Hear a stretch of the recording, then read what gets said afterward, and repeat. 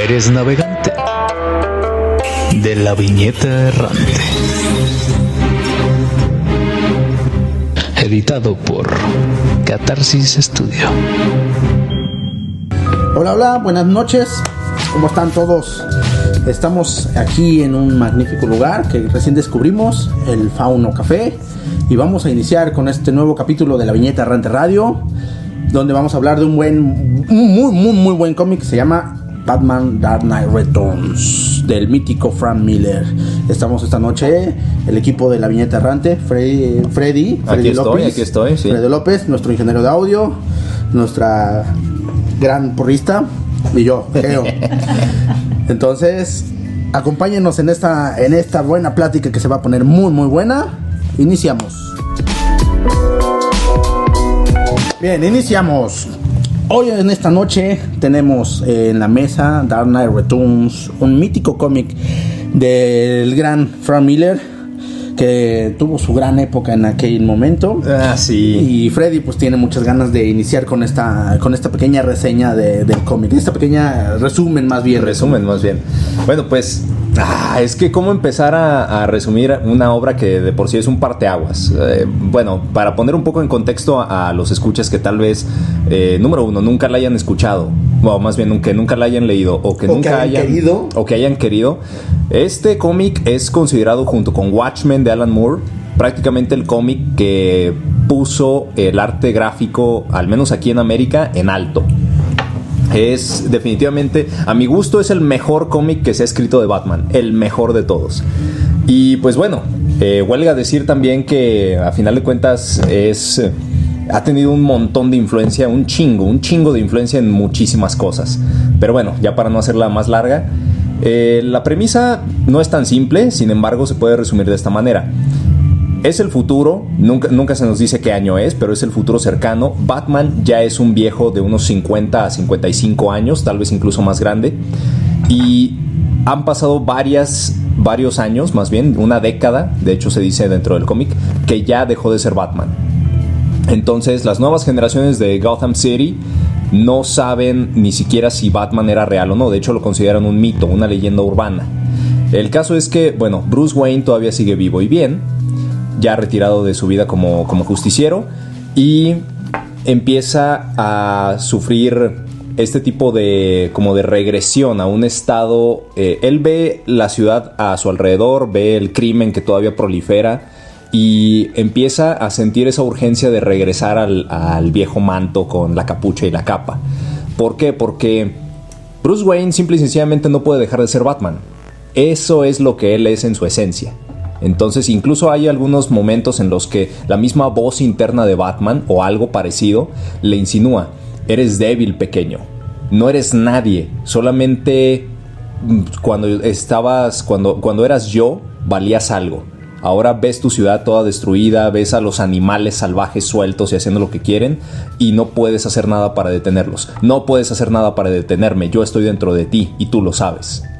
Sí, de hecho hay un momento también donde menciona que él se siente vivo, uh-huh, siendo Batman. Siendo Batman. Y que el Bruce Wayne es la parte como murió, o sea, es su estado.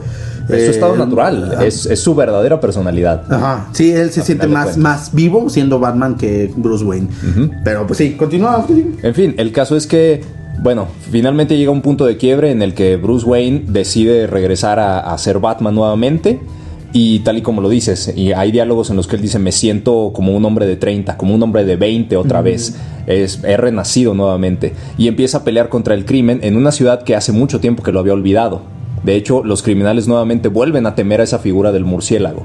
Pero a su vez también ocurren otras cosas. Varios de sus villanos anteriores vuelven a resurgir nuevamente, precisamente porque hay como una especie de conexión extraña, casi sobrenatural, que también los vuelve a llamar a ellos una vez que se enteran de que Batman ha regresado. Entonces, en el primer capítulo, porque son 4 en total, nos faltó decir eso, en el primer capítulo él enfrenta a Harvey Dent, a Dos Caras. Nuevamente, ahora Harvey, de hecho, tiene el rostro totalmente restaurado. Ya no está dividido en dos como lo tenía en el pasado. Pero su personalidad sigue siendo la del villano dos caras. Entonces vuelve a ser de las suyas. Batman lo detiene y justo en el momento en el que lo detiene, Harvey, con su rostro reconstituido, le dice: esto es lo que yo soy, Bats. ¿No te das cuenta? Tal vez pudieron haber reconstruido la parte externa, pero la interna sigue totalmente dañada. Mírame, ¿qué es lo que ves? Y Batman le responde: veo un reflejo, Harvey. Veo un reflejo. Hablaremos un poco más acerca de toda la simbología y temática ya en los próximos segmentos de este programa. Pero en fin, el capítulo 1 termina ahí. El capítulo 2, Batman se enfrenta contra una pandilla de criminales nuevos que se llaman los mutantes. O bueno, se hacen llamar los mutantes. Son una nueva especie de crimen. Entonces también en este segundo capítulo él conoce a Carrie Kelly, que es la nueva Robin. Es, de hecho, canónicamente es dentro de los cómics la primera Robin mujer que existe. Entonces Carrie se une a la cruzada de este Batman ya más anciano y lo ayuda a derrotar a los mutantes. De hecho, rompe el espíritu de ellos, derrota al líder, que es el más fuerte, es el más joven. El mismo Batman también explica en sus monólogos que él podría derrotar a los mutantes con todo su arsenal de armas y aparatos, con su nuevo batimóvil, de hecho, que es un tanque literal, totalmente armado con cañones, con metralletas. Por cierto, son balas de goma, según nos dicen. Y el caso es que al ver al líder mutante totalmente en la plenitud física, él mismo se dice: desearía que no tuviera ese cuerpo, porque ahora lo que yo quiero hacer es derrotarlo con mis propias manos. Se enfrenta a él una primera vez y le patean el culo a Batman totalmente, o sea, lo dejan roto totalmente. Ahí es cuando esta nueva Robin se le une, lo rescata y empieza a planear ahora cómo vencer a este nuevo enemigo, mucho más joven, más fuerte y más ágil que él. Al final de cuentas termina su planeación y dice: para vencer a la pandilla de los mutantes, que son miles, tengo que romper su espíritu. ¿Y cómo lo hago? Derrotando a este líder. La vez pasada, derrotar al alfa. Ajá, es derrotar al macho alfa. Ajá. Entonces, incluso dice: la vez pasada me equivoqué, no planeé bien las cosas, traté de pelear como un hombre joven. Para esta segunda vez, él reúne a todo el ejército de los mutantes en un lodazal en las afueras de la ciudad y pelea justamente en un pozo lleno de lodo y barro contra este líder mutante, y utiliza por decirlo así, pues la ventaja del terreno en ese lugar en donde el líder mutante no se puede mover tan rápido como siempre. Incluso le hace un corte en las cejas para que la sangre se le meta a los ojos y no pueda ver. En fin, este es Batman jugando inteligente. Pues este ya es aprovechando la experiencia que tiene contra todos los enemigos con las que se ha enfrentado. O sea, y literal, sí es cierto. O sea, si te pones a pensar, es como si hubiera recordado a lo que le pasó con Bane. Sí, que sí, lo madrea completamente, le rompe la espalda y de repente, pues, que vuelvas a repetir lo mismo, pues no tiene sentido. Entonces, sí me gusta cómo escribe a un personaje más maduro, más serio, más espérate, déjame no la cago y sigo trabajando. Sí, pues más sabe el diablo por viejo que por diablo, dicen. Pues bueno, entonces tenemos el tercer capítulo. Tenemos el tercer capítulo, una vez que derrota al líder de los mutantes. En este tercer capítulo se nos presenta nuevamente al Joker, el eterno archienemigo de Batman. Este también es un Joker ya más viejo, obviamente. Sin embargo, aquí tiene una particularidad. El Joker, durante los 10 años que Batman estuvo retirado, el Joker se encontraba en un estado catatónico. Es decir, totalmente ido. Ni siquiera se movía, no hablaba con nadie. ¿Por qué? Porque ya no tenía una razón de existir. Su más grande rival ya había desaparecido, entonces ya no era divertido. De hecho, lo vemos al principio del cómic cuando están curando a Harvey Dent. Se ve en las viñetas cómo está el Joker, pero completamente serio. O sea, está vegetal, en su propio mundo, es un vegetal. De hecho. Y bueno, en fin, cuando el Joker se entera nuevamente del regreso de Batman, es cuando pone su plan en acción. Se hace pasar por un sujeto reformado, o sea, él ya no es un asesino, y uno de sus psiquiatras, uno de sus psicólogos más bien, es el que aboga porque se le libere, y de hecho incluso lo lleva a una estación de televisión para que se le haga una entrevista en el programa de mayor rating en toda la ciudad. ahí el Joker es cuando dice, pues hasta ahora todo esto era una farsa, yo estaba interpretando un papel, ahora mismo voy a matar a todas las personas en la audiencia. Y eso justamente hace. Sí. Suelta a su conocida toxina del Joker, que los deja con el rictus de la sonrisa pues plasmada en el rostro, y asesina a prácticamente 200 personas. Sí. Entonces de ahí sigue llevando a cabo un plan que incluso no se podría decir que es un plan, es más bien como una naturaleza. Es su naturaleza. Sí, es el Joker empieza, revive así tal cual, o sea, es como si hubieras, o sea, ¿cómo decirte? El Batman es el agua para alguien deshidratado, entonces sí. El Joker estaba deshidratado, aparece Batman y vuelve a revivir, vuelve a ser el mismo y vuelve a sus locuras, a sus andanzas. Hay una parte en donde va a un parque de diversiones y mata a un montón de niños exploradores dándoles caramelo de azúcar envenenado. Sí. Y bueno, Batman se entera de todo esto y ahí es cuando dice, esta noche acaba. Sí. Con sus monólogos internos. Es la calidad de los diálogos de Miller en este trabajo en específico es increíble.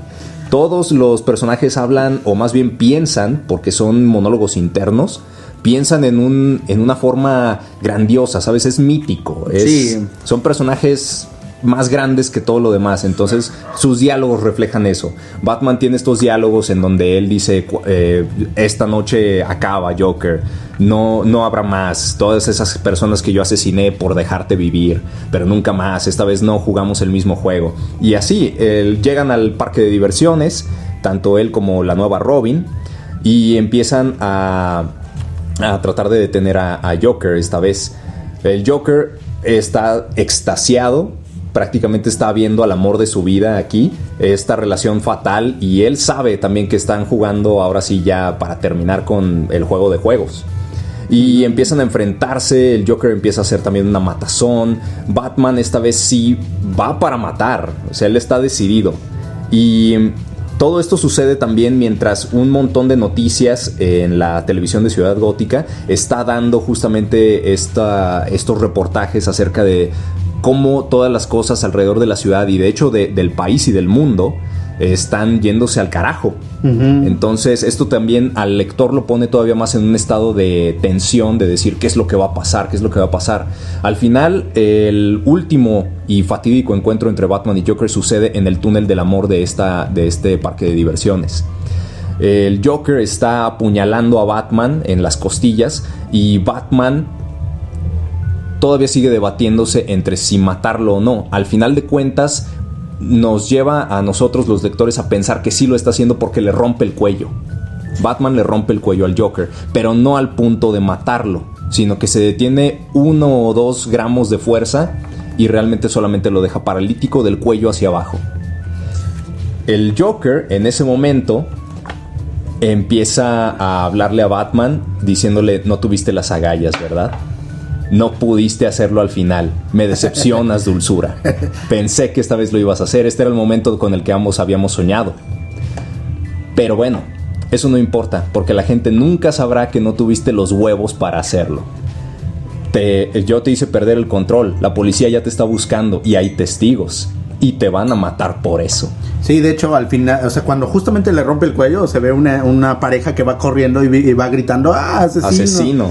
Porque para ellos, Batman mató al Joker, cuando en realidad, bueno, aquí hay un dilema que ahorita comentaremos, pero todavía sigue vivo el Joker y les dice un par de palabras que comentó Freddy, y pues, de hecho, para todo esto, el Batman está herido y se sienta a un lado del Joker, ahí sangrando totalmente. Y bueno, esa es una escena muy buena, pero falta el último capítulo, que claro. Por cierto, eso es más mítico que cualquier otra cosa, y es cuando vemos a Batman enfrentarse contra Superman. Uh-huh. Eso es muy bueno, pero cuéntanos. Bueno, antes de eso también, cuando el Joker termina de decirle todas estas palabras a Batman, con sus últimas fuerzas, él mismo, mientras se ríe, empieza a torcer su cuello todavía más de lo que Batman lo había hecho. Uh-huh. Y termina rompiéndose su propio cuello. El Joker entonces se mata a sí mismo para que la policía piense que fue Batman.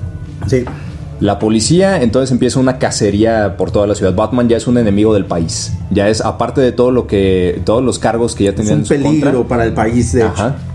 En este último capítulo, que es el final de esta saga, totalmente, Batman ahora ya es un prófugo de la justicia así total. Y el mismísimo Ronald Reagan, el presidente de Estados Unidos, porque cabe mencionar que de la misma forma que este cómic salió en el 86, en aquel entonces estaban todas las tensiones de la Guerra Fría. Este es un futuro en el que Reagan todavía sigue siendo el presidente y tiene bajo su mando